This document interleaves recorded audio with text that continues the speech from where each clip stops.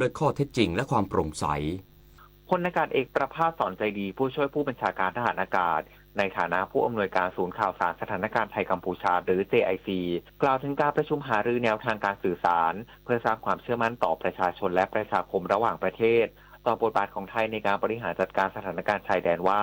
ผู้แทนจากทุกเหล่าทัพสำนักงานตำรวจแห่งชาติและกองบัญชาการกองทัพไทยเข้าร่วมชี้แจงข้อเท็จจริงของแต่ละพื้นที่พร้อมรับฟังข้อเสนอแนะจากสื่อมวลชนโดยขอความร่วมมือสื่อมวลชนและประชาชนให้ยึดหลักหลีกเลี่ยงการคาดเดาหรือเผยแพร่ข้อมูลที่ไม่ผ่านการตรวจสอบในการสื่อสารเพื่อไม่ให้เกิดความสับสนหรือสร้างบรรยากาศที่ยั่วยุพร้อมกันนี้ได้ย้ำว่าไทยยึดข้อเท็จจริงและความโปร่งใสในการดำเนินการทั้งนี้การใช้กำลังทหารถือเป็นทางเลือกสุดท้ายและความขัดแย้งที่เกิดขึ้นไม่ใช่ความขัดแย้งระหว่างประชาชนของทั้งสองประเทศที่ต้องการอยู่ร่วมกันอย่างเป็นเพื่อนบ้านที่ดีแต่เป็นประเด็นที่เกิดจากความคิดเห็นหรือนโยบายที่ทำให้เกิดปัญหาพร้อมยืนยันว่าการจัดตั้งศูนย์ข่าวสารสถานการณ์ไทยกัมพูชาเป็นไปตามข้อ 16 ของถ้อยแถลงร่วมเพื่อสร้างบรรยากาศของความเชื่อมั่นและความไว้วางใจระหว่างกันเพื่อนำไปสู่ความก้าวหน้าในการหารือทวิภาคีภายหลังจัดตั้งรัฐบาลใหม่ปริญญวิทย์เปี่ยมสมบูรณ์รายงานรัฐมนตรีว่าการกระทรวงแรงงานสั่งการเร่งจ่ายเงินชดเชยว่างงานที่ค้างอยู่อีก 50,000 รายโดยเร็วที่สุดพร้อมให้สำนักงานประกันสังคมเร่งจัดการระบบ IT SSO Core ให้เสร็จสมบูรณ์ภายในกลางปี 2569 ย้ำต้องไม่กระทบสิทธิประโยชน์ของผู้ประกันตนนางสาวตรีนุชเทียนทองรัฐมนตรีว่าการกระทรวงแรงงานเปิดเผยความคืบหน้าการถ่ายโอนข้อมูลผู้ประกันตนจำนวนกว่า 24 ล้านคนเข้าระบบใหม่ว่าขณะนี้ได้นำผู้เชี่ยวชาญภายนอกเข้ามาช่วยประเมินและแก้ไขปัญหาให้เสร็จสิ้นภายในเดือนกุมภาพันธ์นี้พร้อมกำชับให้เร่งอนุมัติเงินชดเชยกรณีว่างงานที่ยังคงค้างอีกประมาณ 50,000 รายจากที่จ่ายไปแล้วกว่า 300,000 รายเป็นเงินกว่า 940 ล้านบาทเพื่อบรรเทาความเดือดร้อนของประชาชนสำหรับกรณีระบบ IT จำนวน 850 ล้านบาทที่มีปัญหาการส่งมอบงานล่าช้านั้นรัฐมนตรีว่าการกระทรวงแรงงานระบุว่าจะมีการเรียกค่าปรับและค่าเสียหายตามแนวทางของกรมบัญชีกลางโดยคาดว่าจะได้ข้อสรุปที่ชัดเจนในสัปดาห์หน้าและได้วางเป้าหมายให้ทุกระบบ IT เสถียร 100% ภายในกลางปี 2569 นี้นิตยาคุณสิมรายงานจบข่าวชโลธรจัญญาอ่านรับฟังข่าวครั้งต่อไปเวลา 7 นาฬิกาครับ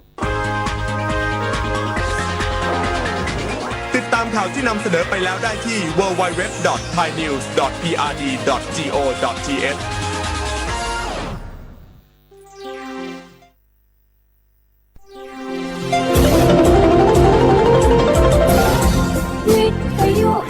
ประเทศไทย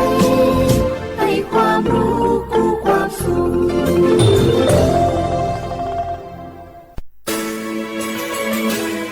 สถานีวิทยุกระจายเสียงแห่งประเทศไทยจังหวัดเชียงใหม่ AM 1476 กิโลเฮิรตซ์สถานีวิทยุภาคภาษาชาติพันธุ์แห่งเดียวในประเทศไทยที่มีความทันสมัยเชื่อถือได้สร้างอัตลักษณ์กลุ่มชาติพันธุ์สู่สากล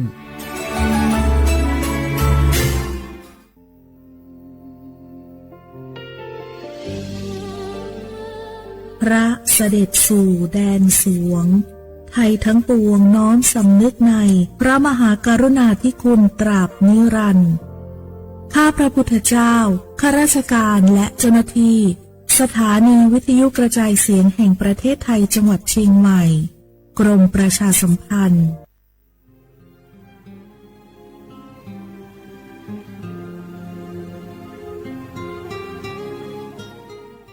This is a moment of profound grief for the Kingdom of Thailand. The collective voices of Radio Thailand Chiang Mai join the Thai nation in mourning the passing of our beloved Queen Martha, Her Majesty Queen Sirikit. Her life was a testament to the unwavering service, grace, and deep love for the Thai people. Our humble condolences and thoughts are with His Majesty the King, the royal family, and all the Thai people during this deeply sorrowful time. We will remember her forever.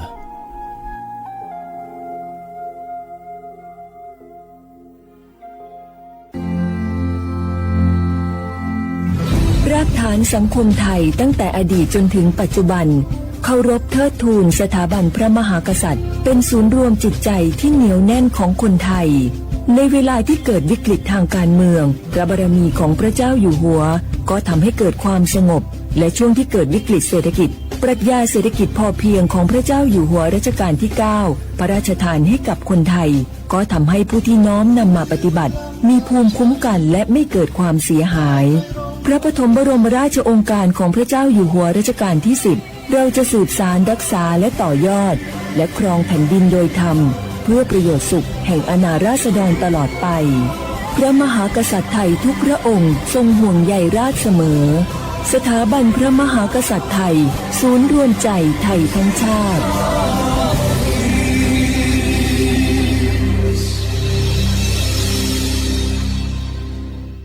นี่รู้กันไหมสิทธิบัตรทองหรือบัตร30 บาทเป็นสิทธิหลักประกันสุขภาพตามกฎหมายที่ช่วยคุ้มครองคนไทยทุกคนให้เข้าถึงบริการสุขภาพที่จำเป็นโดยไม่ต้องเสียค่าใช้จ่ายเลยนะครอบคลุมทั้งการรักษาพยาบาลการป้องกันโรคการฟื้นฟูสมรรถภาพทางการแพทย์เรียกว่าช่วยให้คนไทยอุ่นใจกันเลยทีเดียวสอบถามเพิ่มเติมสายด่วนสปสช1330ทุกครั้งที่ใช้สิทธิบัตรทองหรือบัตร30 บาทอย่าลืมพกบัตรประชาชนเพื่อยืนยันการใช้สิทธิไม่ว่าจะไปรักษารับบริการป้องกันโรคหรือบริการอื่นๆสำหรับเด็กเล็กที่ยังไม่มีบัตรประชาชนใช้ใบเกิดแสดงคู่กับบัตรประชาชนของผู้ปกครองง่ายสะดวกรักษาได้ทันทีสอบถามเพิ่มเติมได้ที่สายด่วนสปสช1330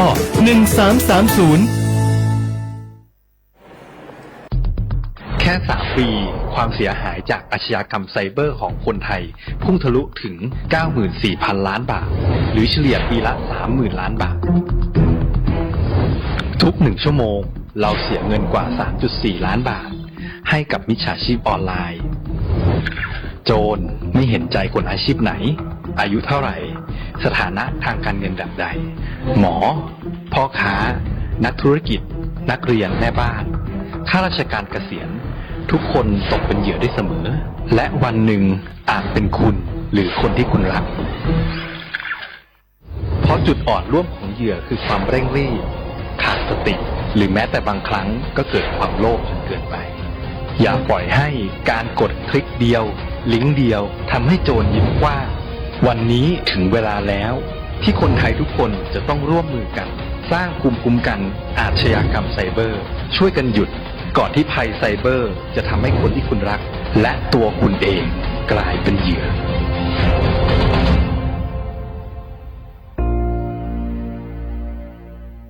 ช่วงนี้ได้ยินคนบ่นกันเยอะเลยนะเรื่องความไม่โปร่งใสเนี่ยใช่แต่รู้ไหมล่ะว่าจริงๆแล้วพวกเราช่วยกันได้นะทำยังไงหรอเดี๋ยวนี้มีช่องทางร้องเรียนที่เข้าถึงง่ายแจ้งเบาะแสได้สะดวกมากอย่างสายด่วนปปช1205อ๋อ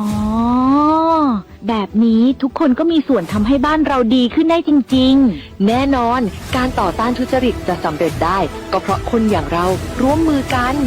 สำนักงานประชาสัมพันธ์ที่ 3 กรมประชาสัมพันธ์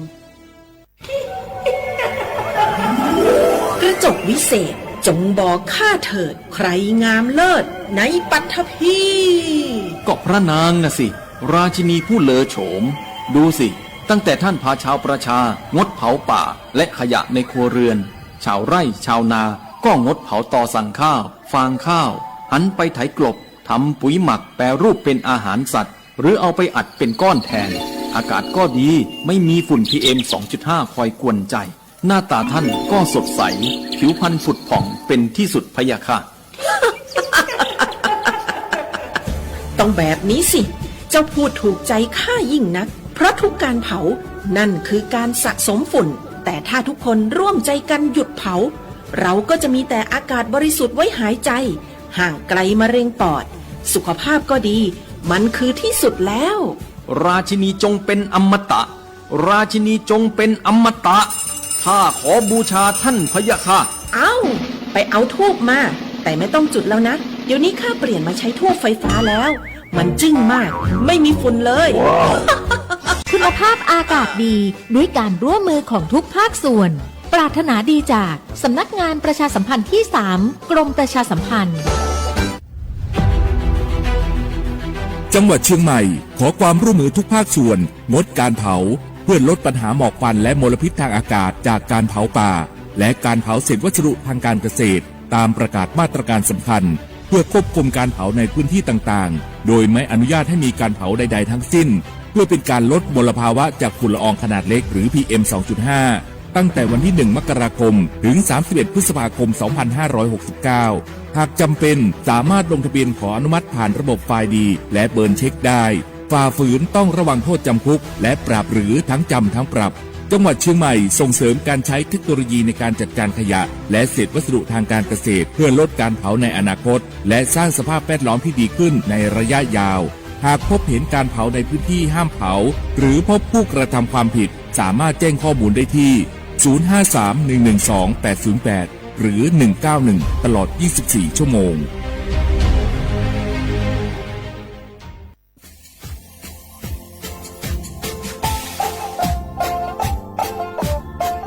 น่าถึงมาปีใหม่ซึ่งจีนชมังโงมันยาคณะรัฐมนตรีไงมีมติยากกว่าอยู่หัวระมองเมื่อเหื่อยกุลาเสือหาหนีซึกุยังไง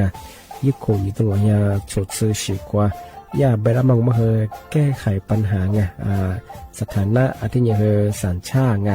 เอาถ้าเหมือนคนนี้ว่าจะส่วนไงอธิบายที่ยากกฎหมายถือว่าไประมองเมื่อเหื่อยไงมาตราที่17ไงแห่งพระราชบัญญัติคนเข้าเมืองไงพอ2มันอยากให้คนอยากให้หนีตัวเนี่ยหนีซึ่งหนีกว่าไงเท่าว่าถ้ามีคนเนี่ยว่าดูแลส่วนอาทิตย์เนี่ยคือมันจะจางงูเป็นยังไงอาทิตย์เนี่ยว่ามีทะเบียนประวัติเธอถูกต้องอยู่ไงอธิบายว่าสารว่ายื่นขอสถานะไงคนต่างด้าวเข้าเมืองโดยชอบด้วยกฎหมายที่ดียินหน้าบุรุษไงอาทิตย์ทยากฎหมายถือว่าบรรดามาเพื่อไงมาตราที่7ทวีไงแห่งพระราชบัญญัติไงสัญชาติยึดขวงงไปเฮอพศยังไง2508ไงเอาถ้ามีคนได้ว่าเฮอตาซุงโงไม่ยังไงอาทิตย์ยังเฮออาบามันก็จะเฮออามาไงเอาว่าอยู่ในทะเบียนประวัติบุคคลไงอธิบายว่าไม่มีสถานะทางทะเบียนมาจุบเฮอสามารถยื่นขอสัญชาติไทยที่กรุงเทพมหานครไงยื่นที่สำนักบริหารการทะเบียนกรมการปกครองไงอธิบายเราส่วนต่างจังหวัดจะสุบเฮอว่ายื่นต่อในอำเภอตานภูมิลำนาไงปีขวานวแล้วก็จะบอกว่าอำเภอยี่ที่ยื้อชองไงยื้อเวลางูมันยาว่าเวลาใช้กันยาขนาดถี่เนี่ยควานยี่นวันยี่สิงไงอันเดียบเฮนี่มีกับพวกควานยี่ที่น่าเหียโชฮาหนีซึกุยังไงยุคงยี่ตัวเหียโชซึกูกอเสือทีนี้ยื้อชองง่าถึงมาปีใหม่ซึ่งจุดเช้าว่าชอบได้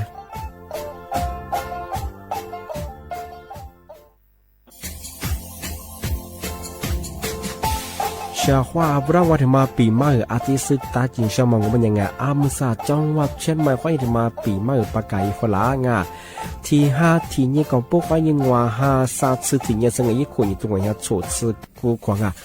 มาคืออัตโตทัดโซดกกับปากกับเมียนเบสพิอาลุมีโดขยันโดอัจุเปดกสัตว์ความแบบดิต้มแบบอัตโตทัดโซบรงอาทิตย์ยาวพื้นที่หรือตัวจางโง่เป็นยังก็ยาระบบไฟดีค่อยนี้มาอนุญาตอยู่ไม่เหรอมาคืออัตโตทัดโซดกอาทิตย์เนี่ยปีความวัดตุสองเป็นยังฝ่าฝืนยังคือกลุ่มหมายก็ช่วยยาช่วยยาโซดกอาทิตย์บ้างก็เป็นยังมาอัตโตชัวอัตโตเบียพะมัวโง่เป็นยังอโวโทแจ้งศูนย์อำนวยการแก้ไขปัญหาหมอกควันอาทิตย์คือฝุ่นละอองมาคือจังหวัดเชียงใหม่ยี่เบอร์โทรโง่เป็นยัง053อาทิตย์112808หรือที่มาโง่เป็นยังสำนักงานประชาสัมพันธ์จังหวัดเชียงใหม่ก็ดีปีมาทีเดียวพักการยุฝรั่งอันนี้ประกาศมาก็ตะวันเลยยุจลฝรั่ง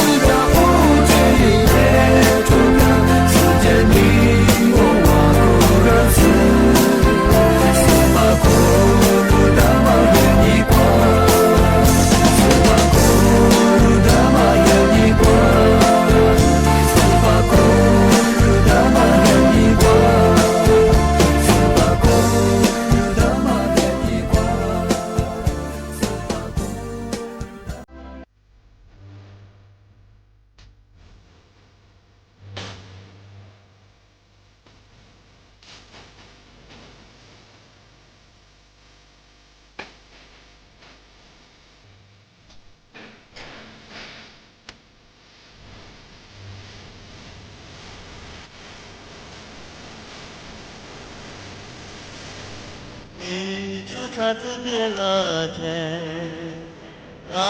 你妈变了，他一直都来，是花马的，是家住这么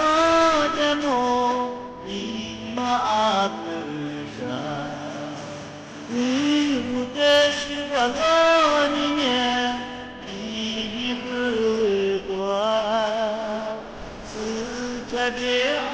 Sama jamu sari malika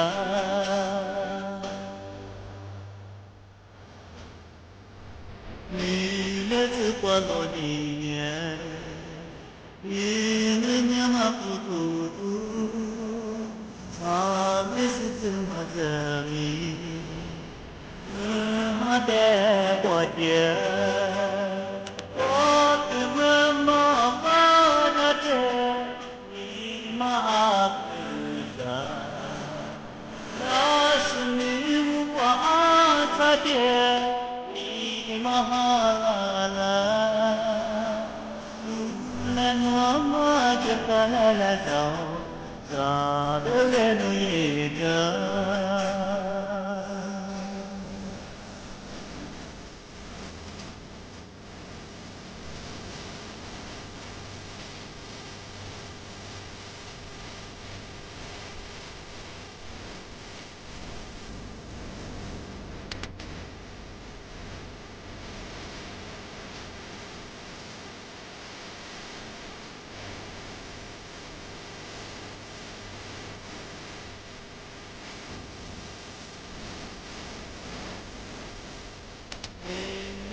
qua lối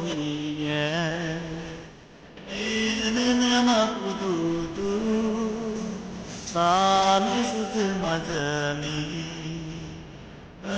ha te qua ya qua tu ma pa da te ni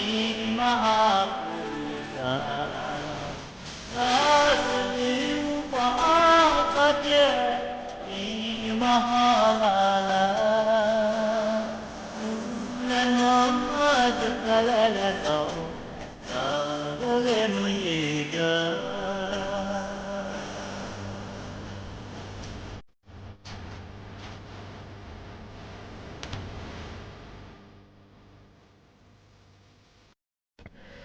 小花不啦花花นี่นะเอาลิสุงโตซื้อตัวจบไปแล้วเอาลิสุงปากกากุงเบญญาสวทเชียงใหม่ว่างสถานีวิทยุกระจายเสียงแห่งประเทศไทยจังหวัดเชียงใหม่ที่ริบะวิทยุมือจะมาโงเบญญายี่ระบบยา AM ยี่ครึ่งความถี่โงเบญญาที่ตูลิฮาชิดสุดโฉวจุญญาตุลาอาทิตย์ทาวระบบไลฟ์สดไงฟิสุบีเพจเฮอร์สวทเชียงใหม่ AM 1476กิโลเฮิรตซ์ไงอาทิตย์ยังไงนี่เมที่ยังโงเบญญาเอาลิซูอาบางโงเบญญาคือที่ฮาลีนี่นี่มีที่ยังบ่เฮออาโซนี่ไงยุคนี้ตัวยาโชซกุโคนี่มีที่ยังบ่เฮอนางวันนี่เอาไทยอาบางเบญญานี่ฮานี่จืนี่นี่มีถึงยี่บ้าเฮญานางวันนี้เสนอบ้าเฮนาโชนี่วันนี้บ้าเฮนานยิ่งนาโชนี่นานยี่บ้าเฮเอาวันหยุดราชการงานปีว่านามาว่าอาชีพมาอยู่จงบ้าเฮไงสถานที่ราชการยังบ้าเฮเสนอเจวันนี้บ้าเฮสมัครฟูงสถานที่ราชการวันบ้าเฮสุบฟอมวันบ้าเฮนาที่ยี่วันนี้นางวันนี้ซึ่งเนี่ยแปะโมกเกิดวันนี้เฮเมื่อเกิดจะลีมัวเกิดสมองมัวสติลิเปียงงไงชกว่าอาจจะแต่ก็ตัวแบบว่ายี่เห็นยี่มีเดียมาหื้อจวงแบบที่เลี้ยแต่ปีมาแจ้งตัวอย่างอาทิตย์นี้จะมาเทเชื่อเฮงเอาเชื่อว่ามีฮิรุนจังกุตะปวดถึงมาปีมาสุจินช่างอามาสารในนัทวุฒิบางยี่เฮรองอธิบดีกรมอุตุนิยมวิทยาที่มีฮิรุนจังกุตะปวดกูยิสุแต่ยิสุกว่าชิสุยาที่เลี้ยแจ้งตัวเวลายาแบบบางงบัญญา你哈姑娘啊，以前你不和你这啥你换你和你这晚你怎阿拉那天你换你那啥你怎弟弟那เอาแทบแม้บางพื้นที่บางจังหวัดยังคือกว่าพายุฤดูร้อนมาทะเลดุลาบริเวณทะเลจั่วไปถึงอาจจะไปอย่างคือบางพื้นที่บางคือมีหิมะหาเยอะมากว่าจะเหมือนหาเลี้ยโดจะขอสื่อเชื่อมังอาจจะเป็นอย่างเฉพาะว่อามาว่าอะไรตัวจะบ่เหมาเฮยข้อมูลแบงว่าว่าติดตามข่าวสารไงยิ่งดูมีทะเลจุนทะเลก็ตัวนี้ที่ดูยังที่ถึงบางว่าเป็นอย่างปีขว้างว่าโลชิจังว่าเป็นอย่างมีฮิโลฮาคือพยงมันยังเฉพาะเอาโลเชื่อมาขยาตัดตาเนี่ยเชื่ออาทิตย์ยังเหอแต่จามงเอาโลน้ำแบงเอาพัชิเปียงมันยังขึ้นหนาเพื่อนกันว่าซื้อชิเตียมแบกว่าวิไปดมอชิเตียยิ่งจามาคือไทยเยอาจจะปีขว้ามีเฮียคือพยงมันยังซื้อชิเตียพัชเบอร์จ้าซื้อเบื่อแล้วรู้ซื้อยี่หลักก็พอคุยเบอร์ชิเตียน่างเอาละช่อมแบลหลุมแบงอาทิตย์ยังกว่ายี่ป้ายประเทศจะเบอร์จะมีอยู่เบอร์ยี่ป้ายย่านี่แล้วมาเฮเบื่อเบอร์ลุยเบอร์งอแล้วเฮเบื่อที่ละนั่งกันมาเฮขึ้นยาอันตรายะอาจจะเบอร์เรื่องนี้จะสานยังค่อยนี้จังหวะยังไงเฉพาะงานวัวปีว่าเอาจังว่ามีโลหะปัจจุบันงานวัวแต่ก็อยู่หมดจบเบอร์เอาทุลักก็เหมือนจำเป็นยังเฮงเอามีโลหะหนาก็ยังคือที่ตัวความเยอะเข้างาอาทิตย์นี้ว่ามันยังมันดาวไม่เฮงอาจจะปีว่ามีปัจจุบันเฮงเฉพาะงานมาโลชิสุบเฮแต่ทีเลยละมาละวันยังโลชิมเมื่อถ่ายเยอะเอาโลก็พอชิมเมื่อจะเหมือนฮันเลียมีหินเยอะเฮแต่ก็มันมองว่าน้อมจะเชื่อมมังอาจจะเป็นอันตรายน่างาแต่มาแต่ที่เจนเตยยังนี่จะสารยังค่อยนี่จังหวะยังที่นี่หาคนแน่ว่าญี่ปุ่นตัวนี้สุดสุดของอาทิตย์นี้ที่มาเทเชเฮว่าเชื่อว่าพลังว่าที่มาปีมาอาทิตย์สตาร์จีช่างวิธีมองว่าเป็นยังไงหนาบริงานว่าสร้างคอนเทนต์ไงคลิปวิดีโอฉายยิ่งกว่าฟิบูวันโลยามาติดต่อวันโลยามังเอาสร้างคอนเทนต์มังเป็นยังกว่ายิ่งข่าวยิ่งปอมังแต่ละยิ่งฉายคลิปวิดีโอยิ่งโลยามาอาทิตย์ยิ่งกว่าสร้างสถานการณ์สุดชิลิเจมาสุดสื่อลิเจมาสุดจูลิเจมาที่ชื่อเนี่ยถ่ายเย่หนังบริงานยิ่งข่าวยิ่งปอมังปกข้อเชื่อมามังวิดีโอเดือเนี่ยโลยามังเอทิเลพายงอปัญญากฎหมายรัฐชัวคูบิเบอาทิเนเฮผู้บ่าวเฮโคจาชัวอาทิแบงอปัญญาเอาสร้างคอนเทนต์ชาสุดโปมังอาลมายิข่าวยุปอ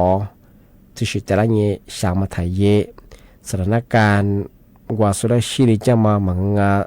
สุดแบบกึ่งชามาคือไทยเย่บริงานทำมายาทะเลใจฝรั่ง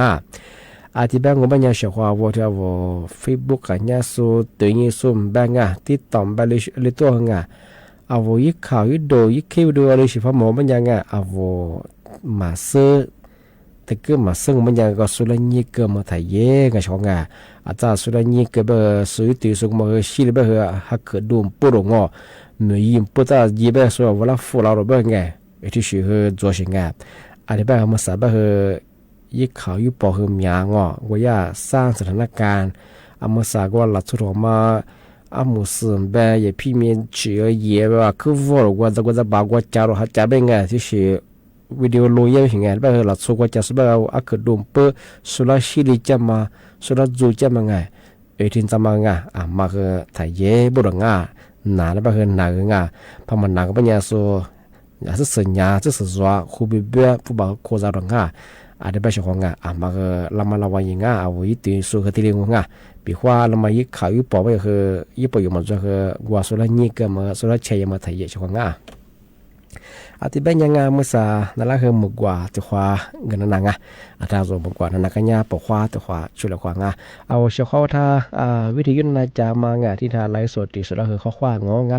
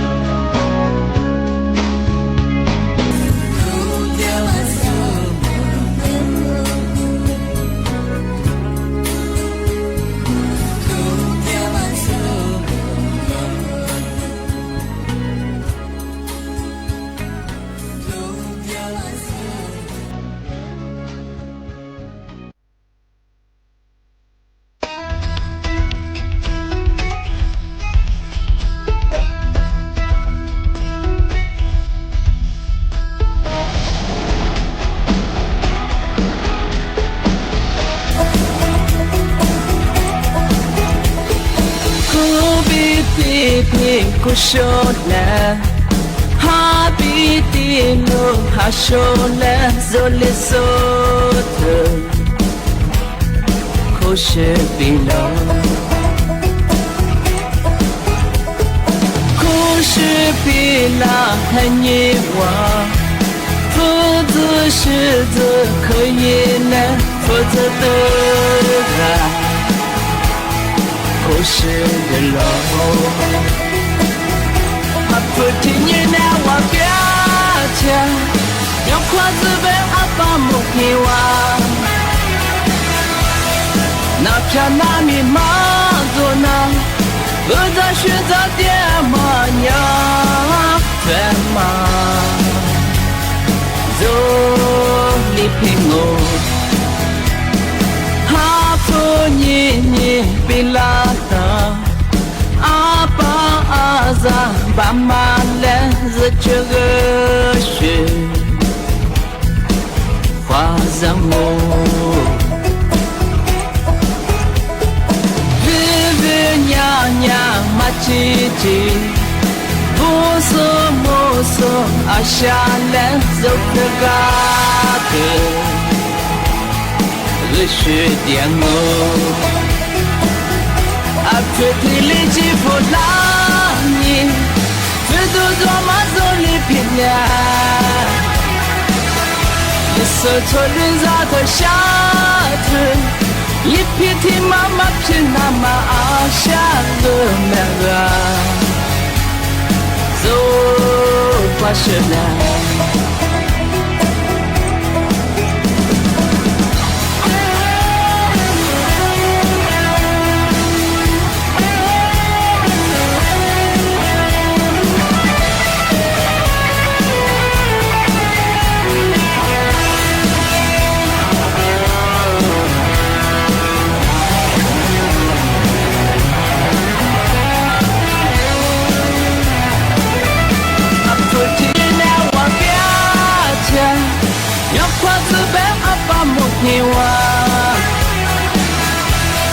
Napchana mi maduna Uza shuta diamanya Tema Zoli pingu Hapu nyinyi pilana Apa aza Bamale zachugashi Wazamo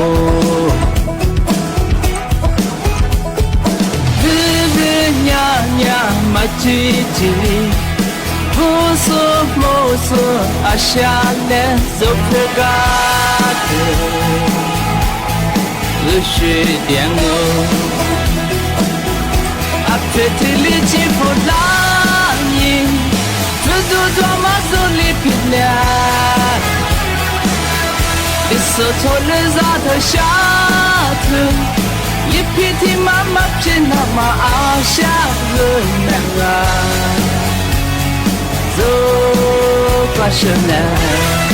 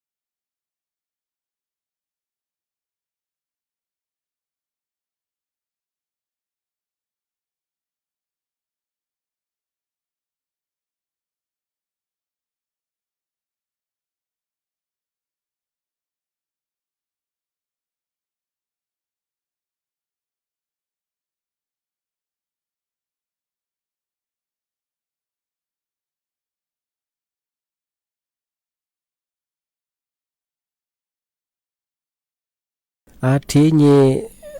ที่ถึงมาปีใหม่ที่สื่อจีนชาวชาวแรงงานเมื่อสัยาสำนักงานประกันสังคมเดี๋ยวประกันสังคมอยู่สูงผู้ประกันตรงปีว่าโนโรงพยาบาลโนยิสิอยู่จะมาในสิ่งที่โนจ่ายช่างบัญญามาสาสิ่งที่ถูกมาที่เรียกจ่าที่เรียกจ่าหน้าบนเอาพัดจ่ามางบัญญาใหญ่ทีนี้ที่มาเทเชื่อเฮงที่ที่มาปีใหม่สื่อจีนชาวชาวหัวรังเมื่อสำนักงานประกันสังคมเอาว่าผู้ประกันตรงเอาประกันสังคมอยู่สุดแล้วที่ถึงมาปีใหม่สื่อจีนเฉียงที่ถูกกูมางปัญญาเอาชาวหัวมาคุยยังเอาโรงพยาบาลอยู่ยังมังเอาจ่ายช่างมันยังจ่าหน้าบนอีเห็นยี่แบบที่สาหาสัตว์ที่เนี่ยสง่ายยี่คนยิ่งตัวเนี่ยชุดกูกว่าจะสาหาสัตว์ที่ยี่เวลาที่เกือบไปถึงที่ปัญญาโรงพยาบาลพัดจ่างมันยังยี่จ่ามายักษ์กาที่เลยยีหน้าบนว่าช่องท่าตัวถึงยี่วุฒิกางปัญญาว่ายี่ลายสำนักงานประกันสังคมยี่ที่เลยจ่าหน้าบนยี่มาถึงมางบัญญามังเชื่อว่ายี่แอปพลิเคชันยี่มืองบัญญา SSO Plus บ้างที่มาดาวน์โหลดยิ่งเยอะที่เลยสมัครจังที่อีกคนนั้นบัญญาคือเอารายละเอียดวิเคราะห์เพียรจ้างโนอะไรก็ย้ายด้วยโรงพยาบาลมีที่จ้างที่สนะสากาที่กางบัญญาเว็บไซต์สำนักงานประกันสังคมถ้าดูยิ่งที่เลยแจ้งย้ายหน้าที่เลยตัวหน้าบริงลีกาที่กางบัญญากว่ายี่แอปพลิเคชันทางรัฐเอารัฐบาลถ้ายินหน้าบริงว่ากาที่กางบัญญามังเชื่อว่ายืดแบบฟองว่าสำนักงานประกันสังคมสำนักงานประกันสังคมแต่ละจังหวัดจวงนุก็เดินยิงที่เลยทำเรื่องที่เลยย้ายหน้าบริงว่าสำนักงานยิงที่ปัญญาชาวบ้านมาหัวกัดซึ่งเอาอะไรตัวสะดวกบ้างนั่นที่เลยยิงที่เลยอีช่องมันก็เชื่อนึกว่ายี่ว่ายิงชาชนะจ่าหน้าไปถึงที่บ้านที่ประกันสังคมอยู่ซึ่งผู้ประกันตรงที่มีกับพวกคนยี่ที่สาหาสัตว์ที่เนี่ยซึ่งยี่เวลาที่ตัวสิ่งช่องที่ปัญญามาจ่าใช่ป่ะมีที่เลยจ่าช่องที่เป็นอย่างเฉพาะนี่เนี่ยคืออันนั้นละปีมาคืออาทิตย์แรกจงเฉพาะที่เป็นคืออาจจะที่มัวนี่มัวขวานี่สามมัวที่ขวามัวละขวาเฉพาะที่ทำไม่ได้เฉพาะมาใส่เป็นคือเอาจังหวัดเชียงใหม่ย่าคือประกาศยาวนี่มีกับพวกคนอย่างคือหัวหาสัตว์สิ่งนี้อัตโตถัดโซ่บริงตัวถัดสุมังโง่บัญญัติว่ากับปากกับเมียว่าวันหิ้งกันเลยกันจำแบบหมดสวดงอสิพิจารณาแบบมีความเป็นอะไรตัวตัวถัดสุบริงมาปัจจุบันบัญญัติกฎหมายนะชัวอาทิตย์ยาดำเนินคดีตามกฎหมายที่ดีเยอะบริงทำไมตัวข้อที่ดีปีมาประกาศจางอาทิตย์แบบเฉพาะเอามาเสื้อสุราที่ดีปีมาเอาตัวคือปัจจุบันบัญญัติว่ายี่หมอกควานPA 2.5มาเมียละสิเมียละมันยังคืออากาศคือมาข้าวอาทิตย์คือกูดูกูมีคือสุขภาพคือมาข้าวกลีน่างอาทิตย์นี้แบบคือส่วนเลยมันก็มาคือฝุ่นละอองขนาดเล็กมาPA 2.5มาคือยุบปอหิมะสถิตดูหน้ายุชิตาคือดูหน้าบริงดูยังงมันยังคือกูดูกูมีความเสี่ยงคือมีอะไรจุดงโรคหัวใจแบ่งโรคไตคือเผยหน้าที่ยังคือกูเดือติดกระตัวเชื่อมาลงก็มีสืบพินามาชาหาซาเฉยทรมานยาชีวิตช่วยมีชามาคักกันเลยบางที่บ้าคือมาตะโคเลยที่เลยยืดจละโคบนตัวรัดโซ่วิธีมันไม่คือตัวหมดสบายยิ่งหมอกควานยี่ค่าพีเอมาคือที่เลยยี่เหลี่ยไม่ใช่ที่บ้าคืออากาศคือบริสุทธิ์ยากชาหาเปียงที่เราสุขภาพที่เรียกค่าบริงที่มันยากที่เรียกแจ้งเทฝรั่งที่แบบประเทศจะสวัสดิ์ปีมากช่วงที่บ้านยังนี่แนวรายการลิสงโดยจะมาเปิดสถานีวิทยุสวทใช่ไหมว่าโดยยังในแนว7 โมงอาทิตย์ในแนว2 โมงขวานี้7 โมงที่มูลค่าคือ2 โมงขวานี้ 3 là thì nhà khoa nhẹ là nhà sự tỉ đôi chồng我学好不了可不么好话สวัสดีครับ